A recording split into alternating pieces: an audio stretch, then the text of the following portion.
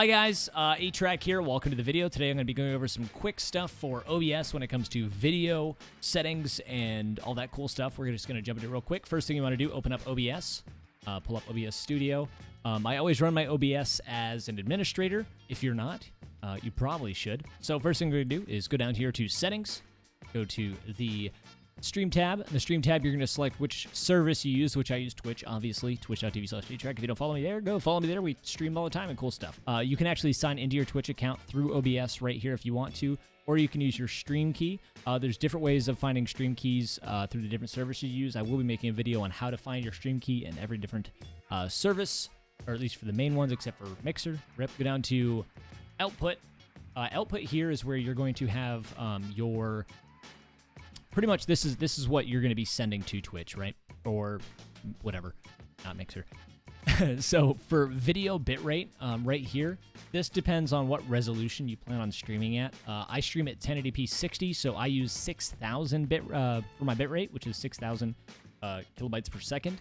So you want to set that to 6,000. You're going to stream at 1080p. If you're going to be streaming at 900p, which is a really good medium between 720 and 1080, really can't tell the difference between 900 and 1080 on mobile, which a lot of people watch Twitch on. You're going to set it to about 5,000 or 5,200, 53, around that area. And then if you're going to be streaming at 720, you want to set this to 4,500 at the most. For your encoder, if you have an NVIDIA graphics card, you definitely want to use NVENC. Just because your GPU does a better job of rendering video than your CPU will. And it'll also, if you're on a single PC setup, it'll also help your computer be able to run games while also streaming. And then recording path, we don't really care too much about that. That's going to be if you want to record with OBS, which is a whole different thing. We're talking about streaming. So also under the Advanced tab here, where you can select your encoder, like I said, I use the NVIDIA one. If you want to go into a little bit more detail on, you know, your CBR, like buffers and all that cool stuff, you can do that all through here. So leave this to CBR. Like I said before, I'm going to set it to 6,000 because my stream's going to be 1080p. Preset, I set to max quality, but that's because I have a dedicated stream PC. You want to mess with this if you're going to be on a one PC setup. You want to mess with this right here to figure out what's the best for you for performance in-game while streaming. And then profile high. Next, we're going to go down to video. This is where you're going to set your resolution for your stream. So your base canvas resolution is going to be the resolution of this box that's in the background here. So when you make overlays and things, if they're 1080p, they're going to fit pixel perfect to the 1080 in the background for your canvas. And then your scaled is going to be what you're sending to Twitch. So it might downscale 1080p down to 720 to send it to Twitch if you need to. I leave it 1080 and then also 1080 because I stream at 1080.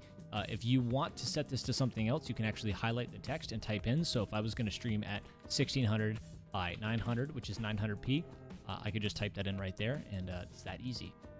Downscale filter doesn't really matter that much unless you're downscaling, but leave it by cubic. FPS, this is how many frames per second, so how many pictures in a second your stream is going to be captured at and sent to Twitch or YouTube or whatever, which set this to 60.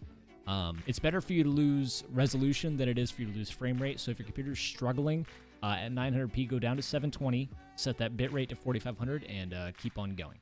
And another thing that I'm going to put in here at every single moment I can, always run your OBS as an administrator. It's really, really important for the program to get all the stuff that it needs to run properly. If you go down to advanced here, if your process priority, set this to high so that if your game is going to crash or if OBS is going to crash because you're having a hardware failure, you want your game to crash and not OBS. So you want your computer to prioritize running OBS over your game. You set that to high. And that's pretty much it for OBS settings when it comes to video stuff. Check out the rest of the videos. They're going to be getting pumped out after this one in the OBS tutorial playlist on my channel. Thank you guys so much for watching. I appreciate it, and I'll see you guys in the next one.